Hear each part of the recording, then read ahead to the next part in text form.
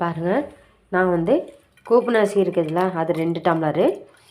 இப்போ இந்த பருப்பு இருக்குதுல்ல, அந்த பருப்பு வந்து ஒரு கைப்பிடி, அதாவது 250 கிராமு. அப்புறம் பாசி பருப்பு இருக்குது பாருங்கள், உடச்ச பாசி பருப்பு, அது ஒரு 250 கிராம் போட்டிருக்கேன் இதில். நீங்கள் வந்து இதில் எல்லாம் கம்மியாக போட்டுக்கிறனாலும் போட்டுக்கலாம். 100 கிராம் 100 கிராம் இந்த மாதிரி போட்டுக்கலாம். அப்புறம் உளுந்தம் பருப்பு இருக்குல்ல, அது ஒரு 250 கிராம் போட்டு நல்லா ஊற வச்சுருக்கேன். இதெல்லாம் மிக்சியில் அரைச்சிட்டு பார்க்கலாம். நான் ஒரு இது அரைச்சிட்டேன் காட்டாமையே. பாருங்கள், மிக்சியில் போட்டிருக்கேன் பாருங்கள். கல்லுக்கு தானே அரைச்சி பார்த்துட்டு எடுத்து போட்டுக்கிறேன். போட்டு அரைச்சிட்டு பார்க்கலாம். பாருங்கள், அரைச்சி வச்சாச்சு மாவை. உப்பு போட்டு நல்லா கலந்து வச்சுருங்க. நான் உப்பு போட்டு கலந்து வச்சிட்டேன். உப்பு போட தேவையான அளவு உங்களுக்கு மாவு எந்த அளவுக்கு இருக்குதோ அந்தளவுக்கு பாட்டு உப்பு போட்டு கரைச்சி வச்சுருங்க. இது நல்லா ஒரு 4 மணி நேரம்னாவது நல்லா புளிக்கணும். புளிச்சதுக்கப்புறம் தான் உங்களுக்கு வந்து தோசை நல்லா வரும். அதனால் நீங்கள் ஆட்டி வச்சு ஒரு 4 மணி நேரம் இல்லைன்னா அட்லீஸ்ட் ஒரு 5 மணி நேரம்னாவது ஆகணும். அப்போ தான் தோசை நல்லா மாவு புளிச்சு வந்து தோசை வந்து பஞ்சு போல் வரும். நல்லா சாஃப்டாகவும் இருக்கும். குழந்தைங்களுக்கு எடுத்து சாப்பிடும்போது அவங்களே வேணும்னு கேட்டு விரும்பி சாப்பிடுவாங்க. இது நல்லா ஊறட்டும். தேவையான உப்பு போட்டு நல்லா கலந்து வச்சுருங்க. ஒரு 5 மணி நேரம் கழித்து இதை பார்க்கலாம். இட்லி ஊற்றலாம். இட்லி வந்து தண்ணி நல்லா கொதிச்சிருச்சு. அடுப்பு சிம்மில் வச்சுக்கோங்க.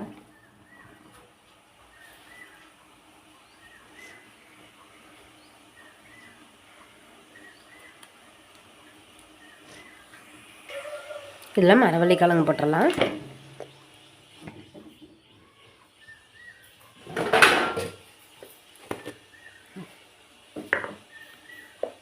இதுக்கு தேவையான அளவு ஒரு ஸ்பூன் உப்பு போட்டுடலாம்.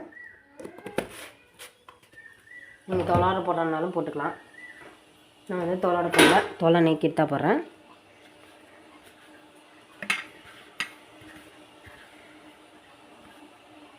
கேஸ் சீக்கிரத்தையும் போயிடுதுன்னா இந்த மாதிரி வைங்க.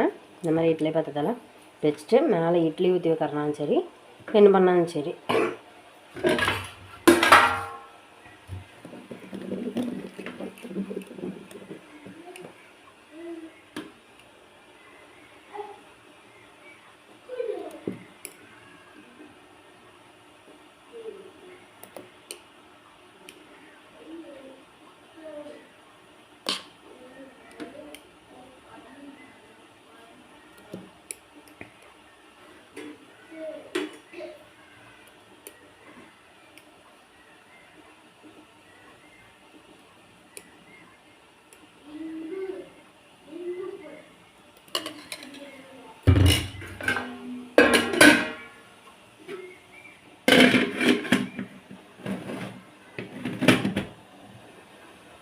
நல்லா வேகட்டும், பார்க்கலாம். ஒரு 10 நிமிஷம் கழிச்சு பார்க்கலாம்.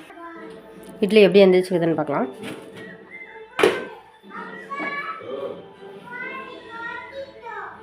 பாருங்கள், ஒட்டாமல் வந்திருக்கு.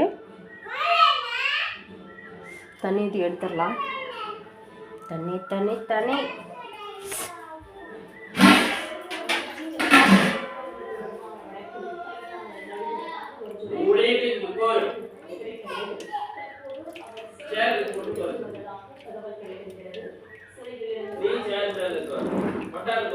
கிழங்கு வெந்திருக்காது. ஏன்னா 10 நிமிஷத்தில் கிழங்கு வேகாது.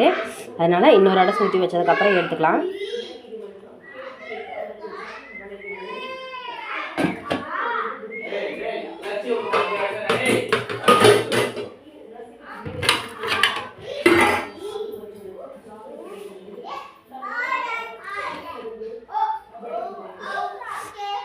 இட்லி பாருங்கள், அரிசி மாவு, ரேஷன் அரிசி, உளுந்தம்பருப்பு, பாசிப்பருப்பு, துவரம்பருப்பு இதுதான் போட்டு செஞ்சேன். இட்லி பாருங்கள் எந்த அளவுக்கு சாஃப்டாக வந்துருக்குதுன்னு. இட்லி சாஃப்டாக வந்துருக்குது பாருங்கள்.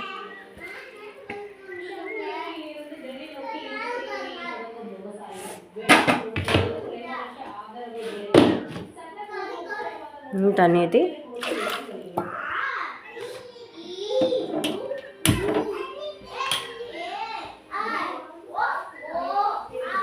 இப்போ 2 அடை ஊற்றி வச்சிடலாம்.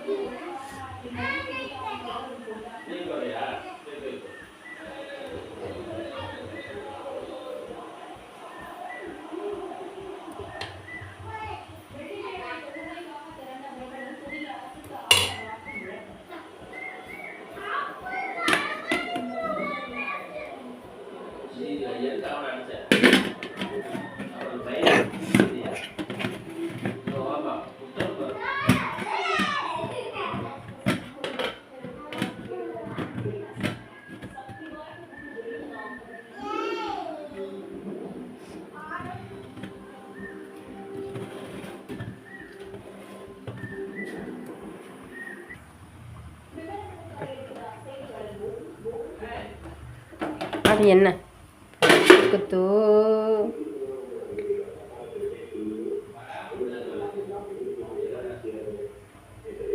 வா, சூப்பராக இருந்துச்சு.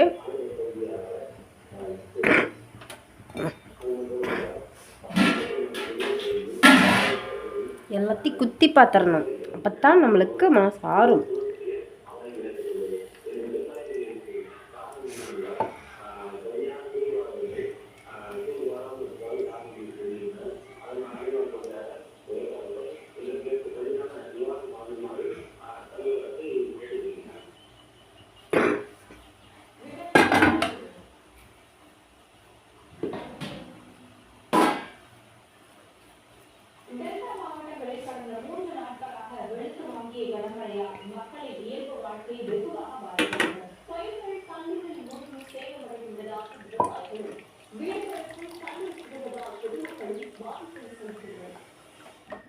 இப்போ அடுப்பு ஆஃப் பண்ணிடலாம். கிழங்கும் வெந்துருச்சு நல்லா.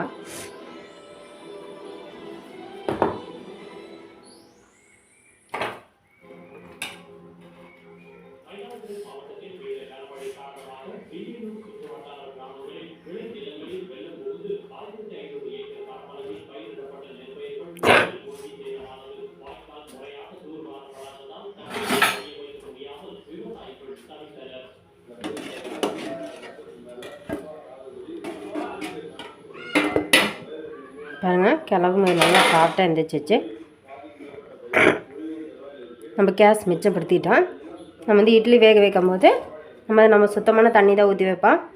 இட்லி இந்த கிழங்கோட சத்தும் வந்து நம்மளுக்கு இட்லிக்கு போயிடுச்சு. அதனால பயப்பட தேவையில்லை. எனக்கு சளி பிடிச்சிருச்சு. அதை பண்ணிவிட்டு இந்த பாத்திரத்தை எடுத்து வச்சுட்டு நம்ம இன்னைக்கு இட்லிக்கு குருமா ரெடி பண்ணலாம்.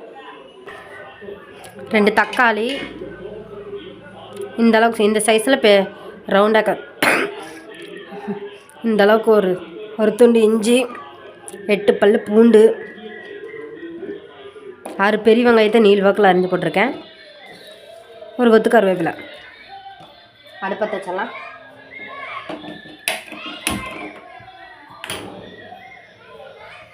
தக்காளி போடுறதும் போடாததும் உங்கள் இஷ்டம். நான் இன்றைக்கி தக்காளி போட்டு தான் பண்ண போகிறேன்.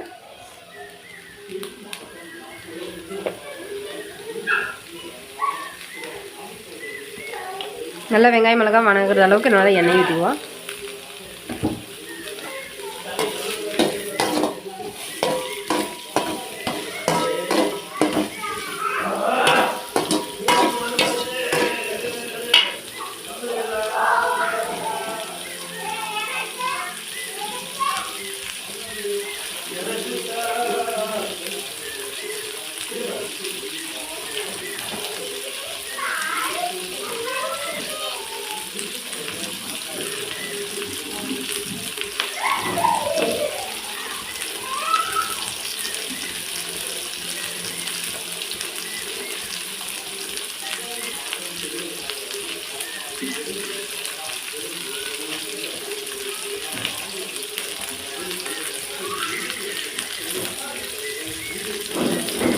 எட்டு வரமிளகா போட்டிருக்கேன்.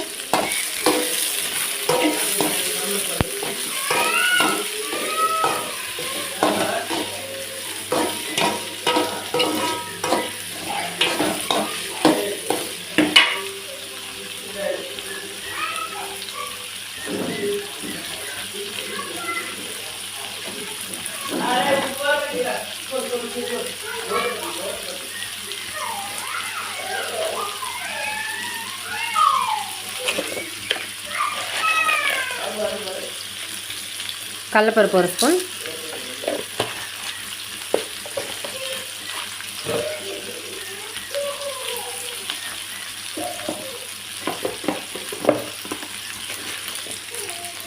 ஒன்று 2 3 4 ஸ்பூன் கொத்தமல்லி,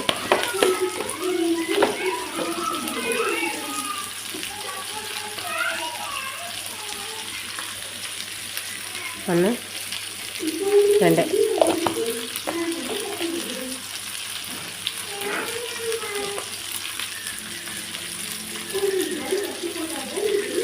1 ஸ்பூன் மிளகு,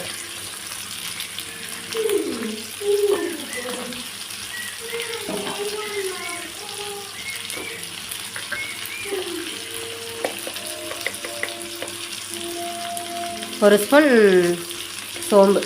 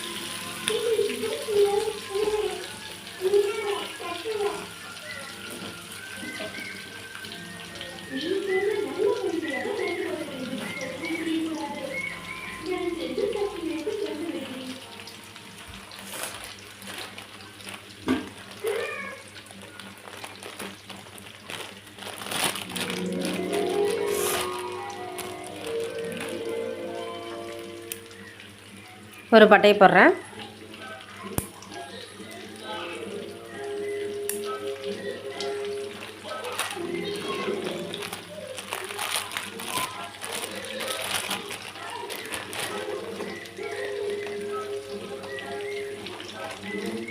நாலு கிராம்பு. நான் அதிகமாக கிராம்பெல்லாம் போடல, ஒரே ஒரு பட்டை 4 கிராம்பு போட்டிருக்கேன். ஏலக்காய் இருந்தால் போட்டுக்கோங்க, நான் வந்து போடல.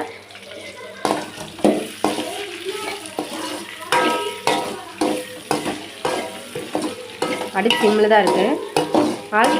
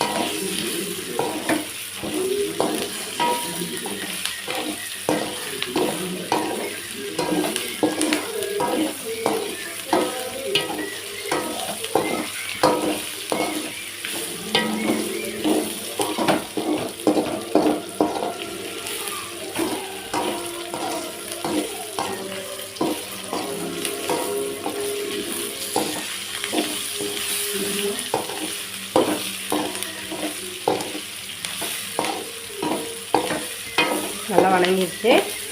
இனி அது போதும், அடுப்பாக பண்ணிடலாம். போதும், இந்த அளவுக்கு வாங்கினது போதும். நீ அடுப்பாக பண்ணிவிட்டு தேங்காய் திருவி எடுத்துகிட்டு வந்து போட்டுடலாம். நான் ஒரு கைப்பிடி தேங்காய் தான் போடுவேன். சூடு ஆறிடும் அதுக்குள்ளே. நான் ஏன்னா சூடோடு போட வேண்டாம், சூடு ஆறினதுக்கப்புறம் போட்டுக்கலாம். அடுப்பை ஆஃப் பண்ணிட்டேன்.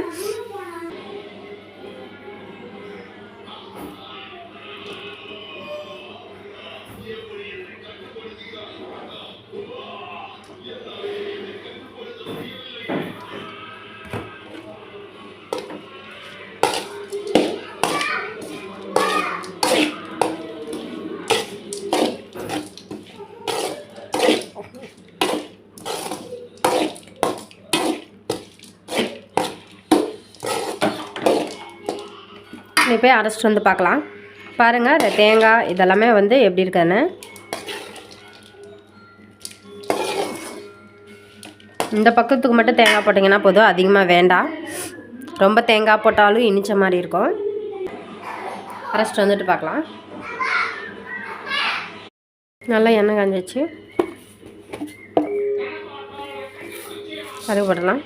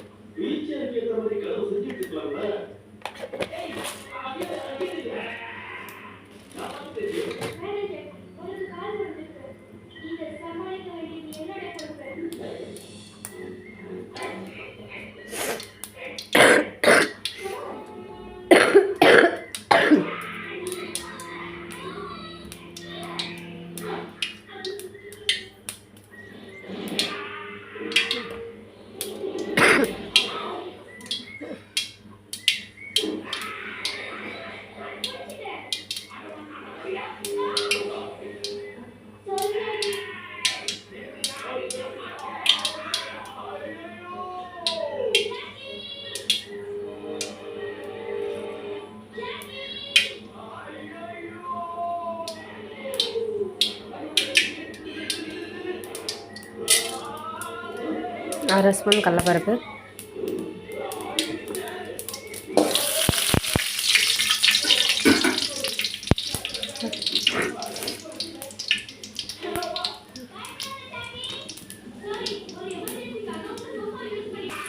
உருளைக்கிழங்கு ஒரு பெரிய உருளைக்கிழங்க இப்படி பொடி பொடியாக தோலை நீக்கிட்டு கட் பண்ணி போட்டுடலாம்.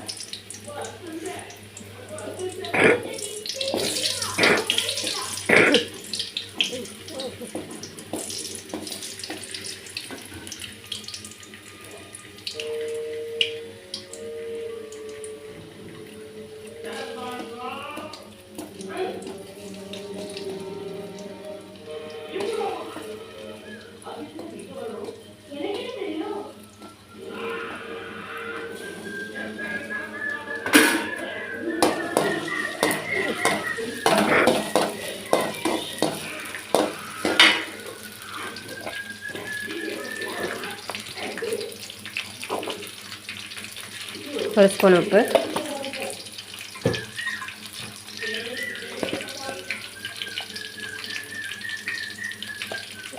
ஒரு ஸ்பூன் மஞ்சள்தூள்,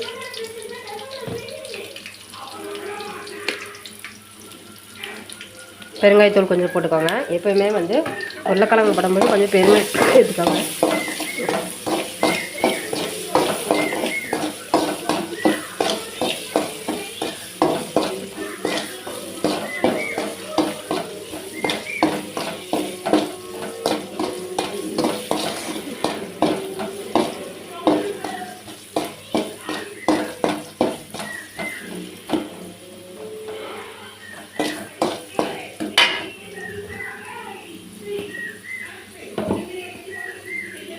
அரைச்சி வச்சதை போட்டுடலாம்.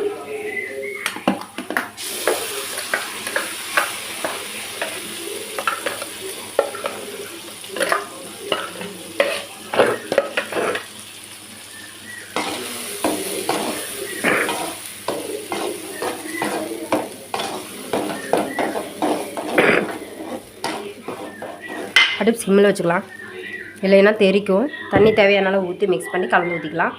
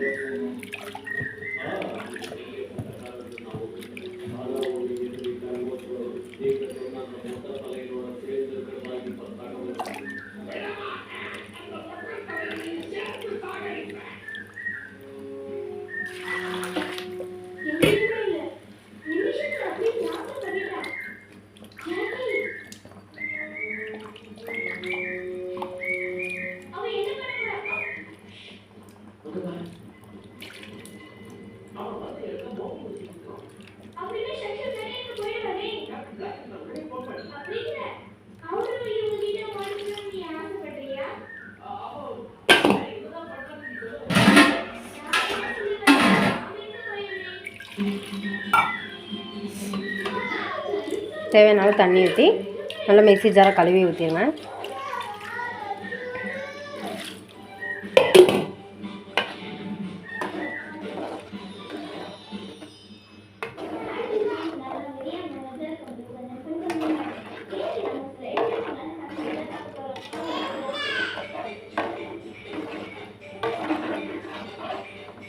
இது நல்லா வெந்து வரட்டும். அதுக்கப்புறம் நம்ம குச்சிக்கிழங்க மிக்ஸ் பண்ணிக்கலாம். இது கூட நல்லா வெந்து வரட்டும். ஏன்னா உருளைக்கிழங்கு நல்லா வேகணும்ல, வெந்தால் மட்டும்தான் நல்லாயிருக்கும். நல்லா வேகட்டும். அதுக்கப்புறம் வந்து நம்ம இது பண்ணிக்கலாம். மூடி போட்டு நல்லா வேக விட்டுட்டோம். நல்லா வேகட்டும். ஹை ஃப்ளேமில் தான் வச்சுருக்கேன். வேகட்டும் பாருங்கள், நல்லா கொதிஞ்சிருச்சு. எங்கே கரண்டி எங்கே வச்சேன்?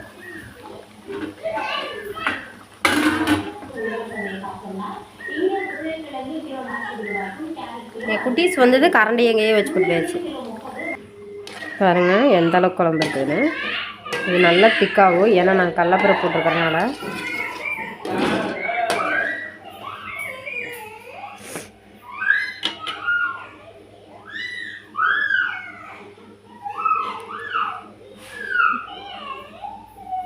இந்த அளவுக்கு வெந்துக்குது. நம்ம இனி வந்து இதே நறுக்கி போட்டுடலாம் குச்சிக்கிழங்க. அப்படியே சிம்மில் தான் இருக்குது.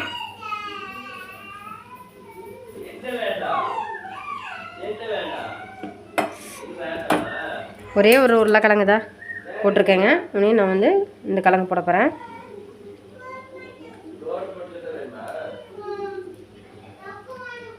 குச்சிக்கிழங்க அந்த நார் மட்டும் எடுத்துகிட்டு அப்படியே சேவ் பண்ணலாம்.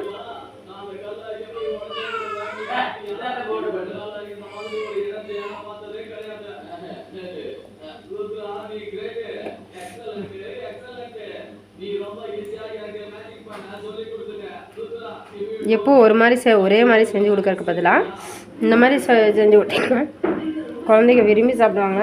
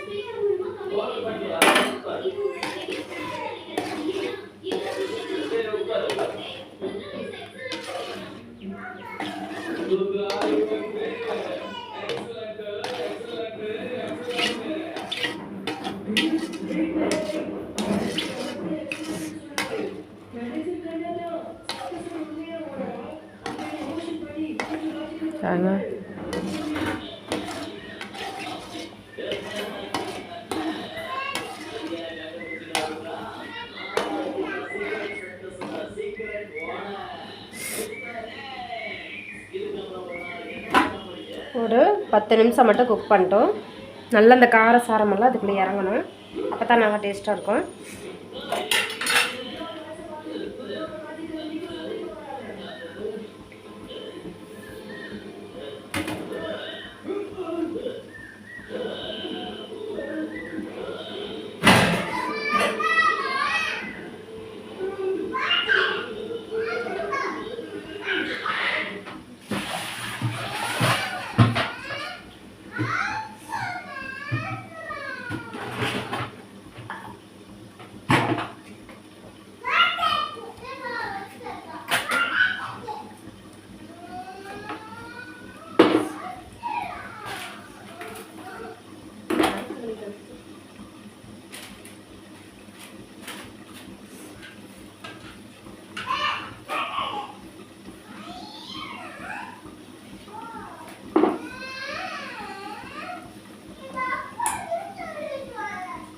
அடுப்பு சிம்மில் வச்சு நல்லா வேக விட்டுடலாம்.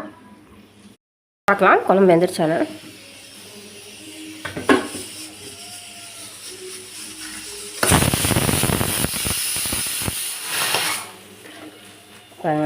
நல்லா வெந்துருச்சு, கிரேவியாக ஆயிடுச்சு. அடுப்பு ஆஃப் பண்ணிடலாம். கொத்தமல்லி தலை கருவேப்பிலை இருந்ததுன்னா மேலே தூக்கிக்கோங்க. எங்கிட்ட இல்லை அதனால நான் போடல, உங்கள்கிட்ட இருந்தால் போட்டுக்கோங்க. பாருங்க, எனக்கு இட்லிக்கு கிரேவி மாதிரி கொஞ்சம் வேணும், குழம்பாகவும் வேணும். அதனால தான் நான் இந்த பக்கத்தில் வச்சுக்கிறேன். இன்னும் கெட்டியாகுங்க.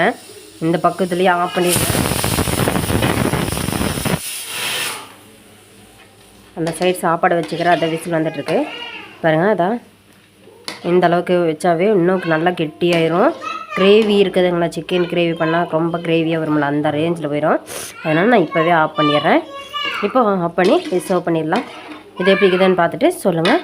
லைக் பண்ணுங்கள், ஷேர் பண்ணுங்கள், சப்ஸ்கிரைப் பண்ணுங்கள், கூடவே இருக்கிற பெல் பட்டனை கிளிக் பண்ணுங்கள். பாருங்கள் இட்லி எந்த அளவுக்கு சாஃப்டாக வந்துருக்குதுன்னு. அதாவது இது வந்து பருப்பு இட்லின்னு, பருப்பு உளுந்தம்பருப்பு பாசிப்பருப்பு கூப்பின அரிசியில் போட்டு இட்லி சுட்டான்னு சொல்லி யாருமே நம்ப மாட்டாங்க. அந்த அளவுக்கு சாஃப்டாக இருக்குது பாருங்கள். நீங்களும் இது வந்து நம்ம மரவள்ளிக்கிழங்கு குழம்பு குருமா, மரவள்ளிக்கிழங்கு குருமா. இது எப்படி செய்கிறதுன்னு பார்த்துருப்பீங்க. இது செஞ்சு பார்த்துட்டு எப்படி இருக்குதுன்னு சொல்லி லைக் பண்ணுங்கள், கமெண்ட் பண்ணுங்கள், ஷேர் பண்ணுங்கள், சப்ஸ்கிரைப் பண்ணுங்கள், கூடவே இருக்கிற பெல் பட்டனை கிளிக் பண்ணுங்கள்.